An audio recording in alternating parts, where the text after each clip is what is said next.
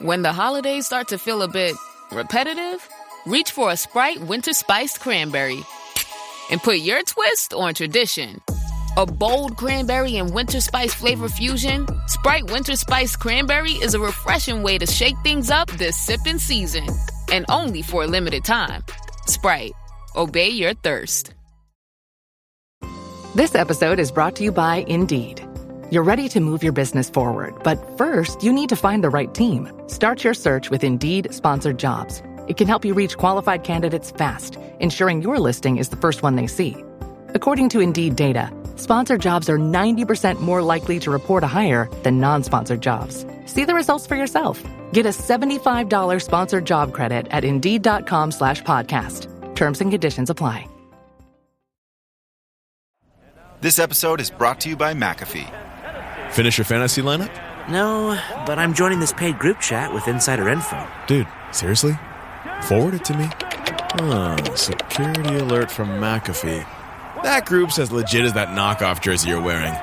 McAfee's scam detector is available in all McAfee plans for as little as $39.99 for your first year.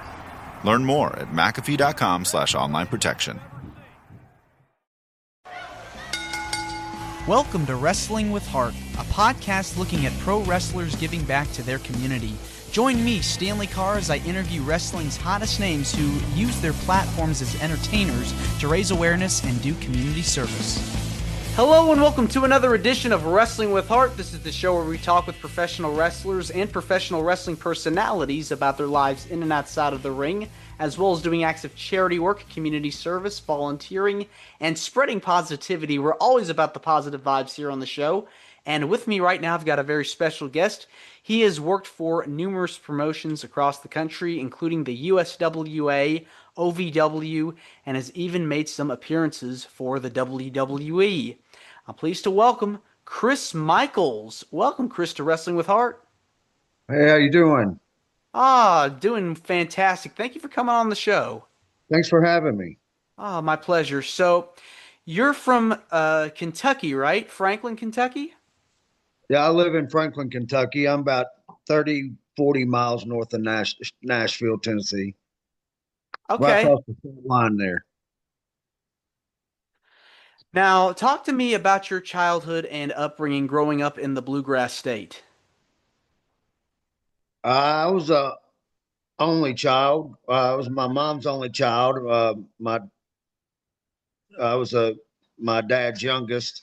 He had 4 children before me, but I grew up right outside of Franklin here, and I played baseball. Got a drum set when I was 8 years old. Played drums. Just did normal kid stuff. And when I was little, on Saturday mornings, me and my mom we'd watch Memphis wrestling.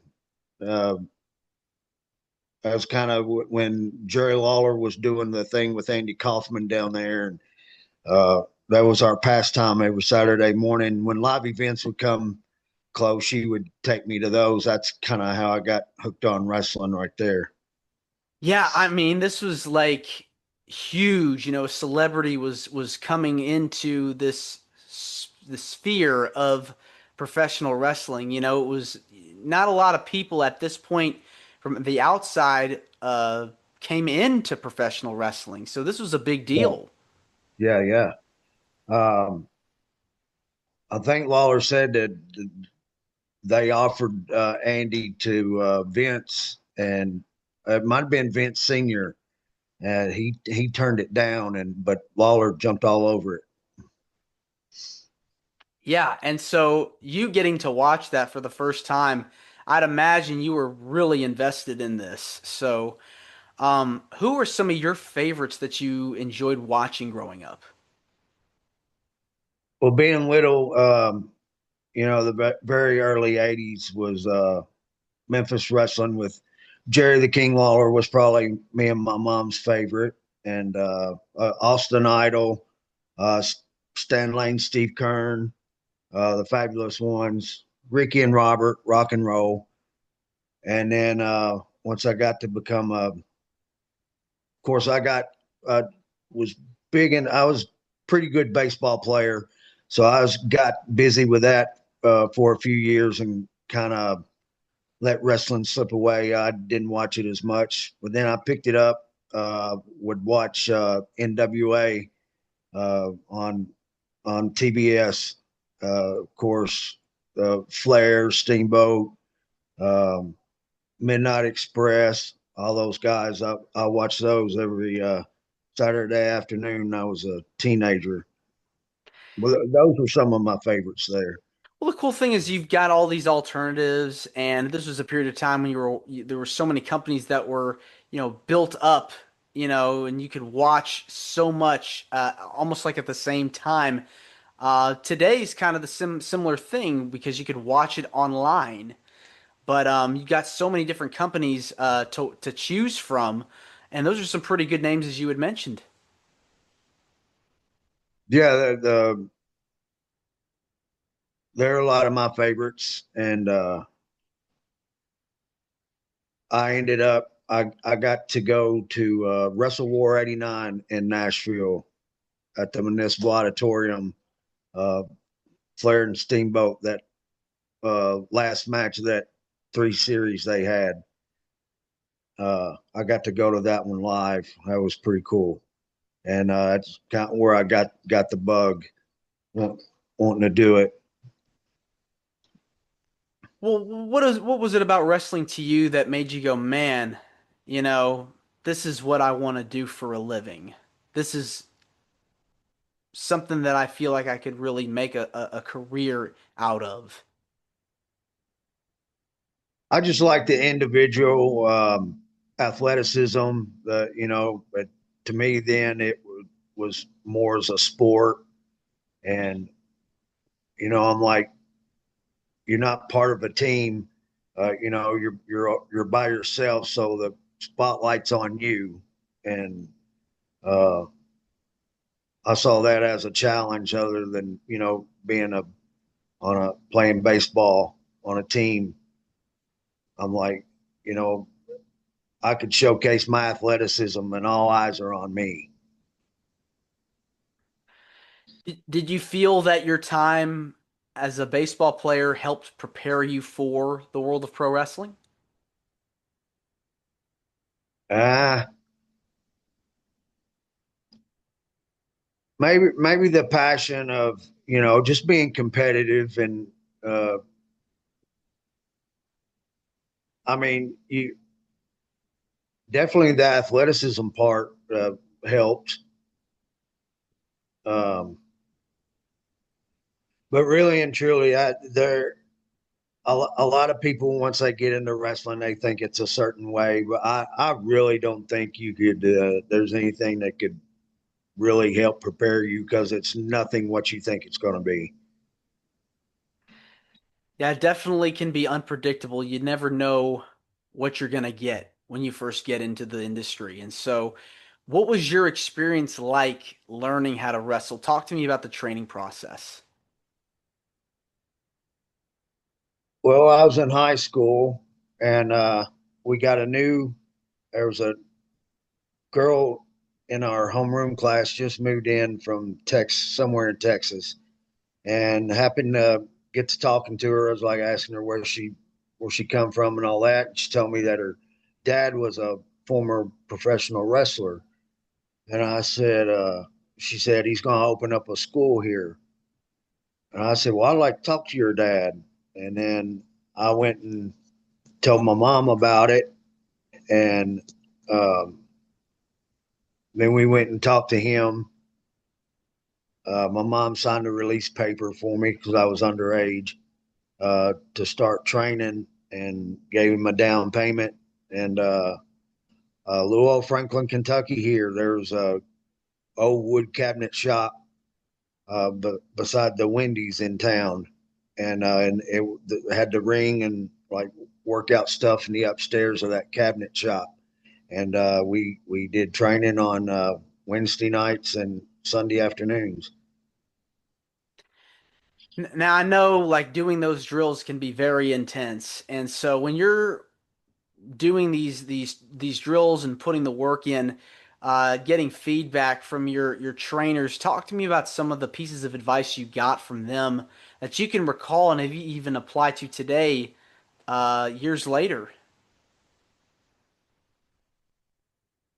Yeah, I hear horror stories where guys had it really rough uh, training and all the drills and stuff they make them do and all that. Um, I don't want to say I had it easy, but uh, I was a young kid on the block and was pretty athletic, and I mean they made sure I was taken care of, um, and really took their time and made sure that I learned right, um, and I was also lucky enough. There was guys in and out of that school all the time. They would stop by and like Dutch Mantel would stop by and show us some stuff and teach us some stuff. Uh, Rick's King came by, Steve Dahl, and then that's where I met Tracy Smothers. Uh, he was coming there to knock some ring rust off right before he went to WCW, and he took me under his wing and worked a lot with me. Tracy Smothers is somebody that I know a lot of people have really praised what he was able to do as far as fostering and helping young talent grow and build their careers.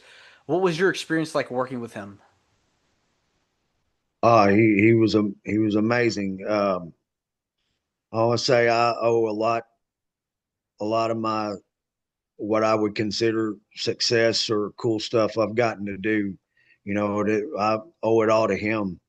Uh, I got to go on the road with him uh, for like 3 or 4 years straight and stayed super busy. It was, just me and him.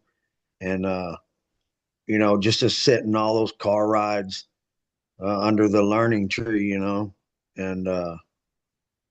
we, he get, he got us booked on a lot of stuff. We'd stay busy sometimes 2, 3 months without a day off in early 2000s.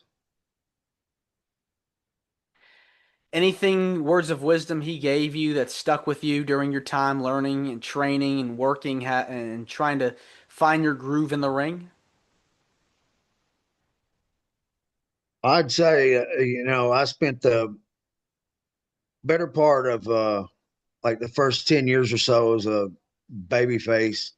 Uh, I really learned how to be a good heel uh, through Tracy and working matches with him and, how to be a ring leader or, call matches and come up with stuff. And, um, I just, talking to promoters, getting myself booked, discussing money. I learned all that stuff from him. So you get all this knowledge, you apply it, and so you make your debut in the ring. Were you nervous? Were you scared? Did you feel confident over a period of time after you started wrestling? Talk to me about those first few matches. Well, my very first match was with a guy went by the name of Screaming Eagle in Hartsville, Tennessee. They ran weekly there. Eagle would come to the school and work with me a lot as well. And he was my very first match. We kind of had the whole thing choreographed out. So I was pretty comfortable for that first one. And from there, you started working with several legends, getting the chance to work in USWA, Memphis Wrestling, the same product you grew up watching, going to as a kid. Talk to me about that experience. I was nothing like I pictured. I really wish the time I did Memphis and I was tag teaming with Todd Morton We were called Far Too Wild.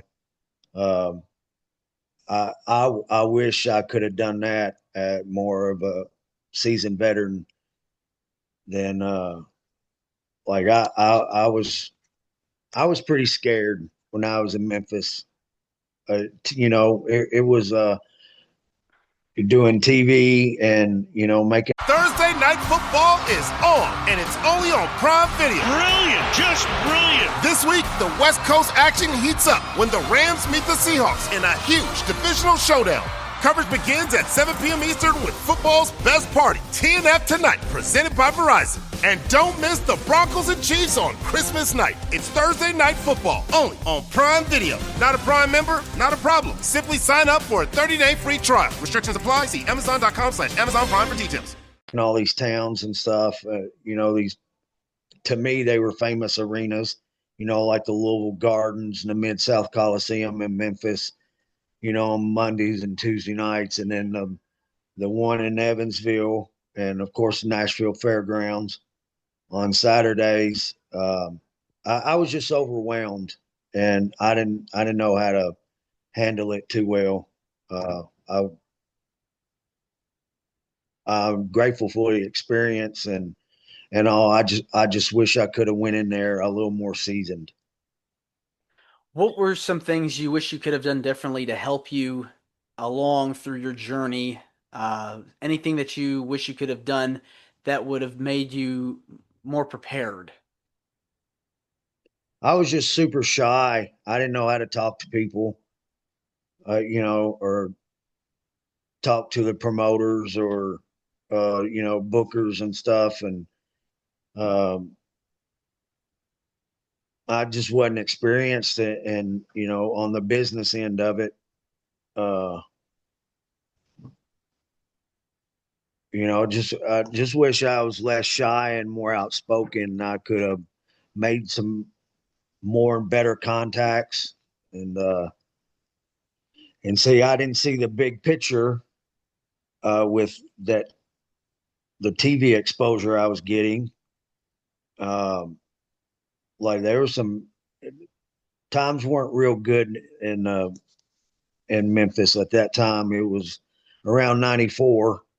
And we were getting paid bare minimum each night, and with all the miles and stuff, I just wasn't profiting too well. Here I am, USWA tag team champion, and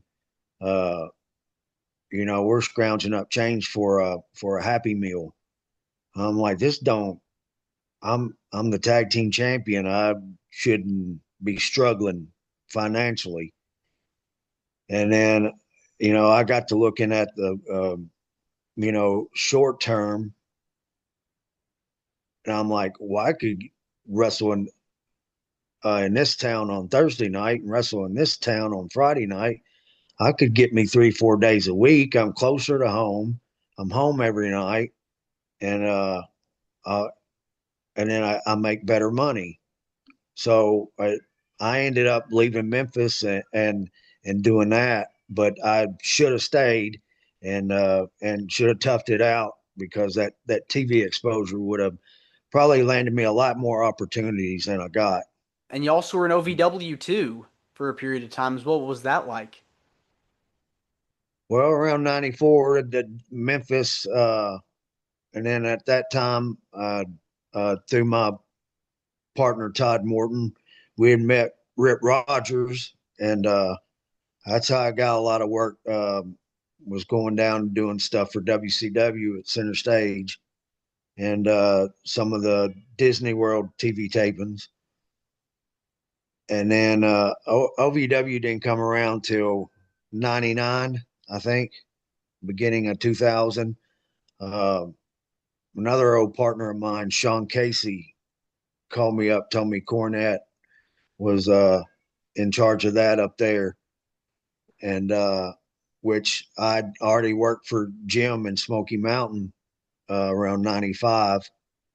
So Jim already knew me, and I called him up, told him I'd like to come up. And so he started me off with Sean in an angle for the OVW light heavyweight title. That was around 99, 2000, I think. Yeah, and you got to work with a variety of different opponents during your time. There's some of which went on to be big names in the industry. You know, you were around Batista and Brock Lesnar and Shelton Benjamin, just to name a few. I mean, that's pretty cool. Yeah, that whole first year, I was kind of tied to Sean Casey. We was swapping the OVW light heavyweight title back and forth, and then Cornette turned me heel and teamed me with Sean. That's when we started tagging and working with Cena, Orton, Lesnar a lot with Shelton Benjamin and Batista and all those guys. What were they like to be around during your time in OVW? They were all pretty cool. You know, of course, Randy grew up in it. I told Randy that I said, I got the pleasure of having a match with your dad. Uh, I think it was a town in Indiana for Rick Rogers. I'm like, I got to work your dad. And of course, he was, real cool to work with. Shelton Benjamin was easygoing. Um, Batista, he's real quiet and kind of to himself. He said, "Don't call a lot. I can't remember it." Uh, but everybody was pretty cool with me. I didn't have no problems with anybody. Now you got to work a lot of other people as well in the business, shared locker rooms, worked different shows with many different stars over the years. Who were some of your favorite opponents that you've gotten to step in the ring with? That's a tough one. You know, like my very first WCW match was a tag match. I was teaming with Pistol Pez Watley against Bunkhouse Buck and Terry Funk. You know, my very first WCW match. Uh, then later on, this was right after my TNA stuff. I was in Georgia, got to do a tag match with Dory Funk Jr. And I've been blessed to work with a lot of legends and Hall of Famers and stuff. And then all the names in WCW. I had several matches with William Regal there, and gosh, there's just so many. I couldn't pinpoint anybody. I was really blessed. Yeah, I got to work with just so many people from the 80s and 90s into the 2000s. So it's incredible, the career you've had. Now, I know being a pro wrestler, you're working so many different shows, and many of those are for special causes. What kinds of shows that you've gotten to work over the years did you enjoy working with, and what kind of causes do you support? Well, like if or what they call benefit shows sometimes. Fellow wrestler fall on hard times or be injured and uh, or in that specific town a kid with cancer or something needing to raise money and um, somebody wants to throw a wrestling show together and try to raise money for whatever that cause was or that person. And I usually ask the wrestlers to, donate their time. Uh, and, like if you got souvenirs or something, you uh, give away or raffle off stuff like that. I've done numerous benefit shows like that as far as that goes. Well, which one that you got to be a part of was just a heartwarming experience for you, and getting the chance to be a part of that show made you go, wow, this is very special. Uh, you're talking about a benefit show? Yeah. Uh, I remember doing one for Jerry Lynn somewhere in Tennessee. It was pretty cool. Uh,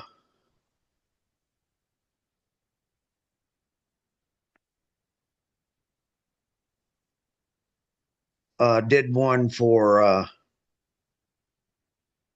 well, she would have been my stepdaughter. She had a brain tumor, and we held one in Gallatin, Tennessee for her, and that's pretty special and pretty emotional doing that one. And this was someone that, you were going to be close with. And that's hard. It's not easy, dealing with something like that. No, it was a rough go there for a while, but she did her chemo for over a year, and she ended up she beat it, and she's good to go. Um, Now she has a little bit of short-term memory loss, but other than that, she's as healthy as can be and doing really good now. When you're raising money for someone that has an illness or someone that, is going through something, cancer or brain tumors or whatever the cause is, you're making a difference for them. And I am sure that, putting on the show really meant a lot to her and people that were going through a similar struggle in their life. What is it about giving back to the community that gives you the most joy? I just always put myself in somebody else's shoes, like this could be me, needing help, and I've been there. Um, when I had to have rotator cuff surgery and bicep tendon repair in 2020, which uh, I couldn't have had that surgery at a better time because it was during COVID, and there wasn't no shows going on. So I really wasn't missing anything. But another fellow wrestler and his girl at the time, um, I guess it was a surprise to me. I didn't know they had did it. They set up a GoFundMe for me, and Shelton Benjamin chipped in on that one, and a lot of people came through and helped me out in a tough spot. It's very nice. Yeah, I mean, kindness goes a long way, and you just never know what somebody's going through, and people pay it forward, when you least expect it, and so you gotta be grateful, for having friends and family. They're doing well, they're doing good for you. You're doing well for them when they're going through something. So kindness goes a long way. Right, and uh, you never know. You could always be on that end needing help one day. So if if there's a time and place you're able to, like you said, pay it forward and all that, it'll come back around to you. Exactly. Well, Chris, this has been wonderful getting the chance to speak with you. I want to say thank you for coming on to Wrestling with Heart. It means a lot to me and to my listeners and viewers that are watching this on YouTube. Where can people find out more about you on social media? If you have anything you want to plug, feel free. I have, the basics. I have Facebook, Instagram, and well, I guess what was Twitter. Uh, I think I think the Facebook and Instagram is under uh, Chris Michaels. One of them is like Chris Michaels 73 or something. You can find me on those. normally on those, I don't post much personal stuff. I'll plug upcoming dates, the posters, and all that, and try to put up there where I'm coming next and so forth. We'll find out what town I'm in next. All right. Well, thanks again, Chris, and you're more than welcome to come back. Thank you so much. I really appreciate you having me. Absolutely. Take care. You too. Bye-bye. This is Wrestling with Heart. I hope you found this podcast to be informative and entertaining. If you did, please hit the subscribe button and look out for the next edition.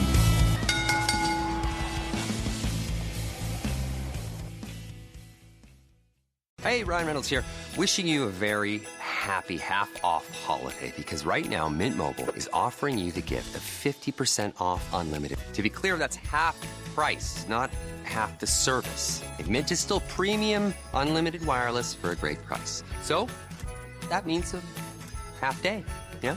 Give it a try at mintmobile.com/switch. Upfront payment of $45 for 3-month plan, equivalent to $15 per month required. New customer offer for first 3 months only. Speeds slow after 35 gigabytes if network's busy. Taxes and fees extra. See mintmobile.com.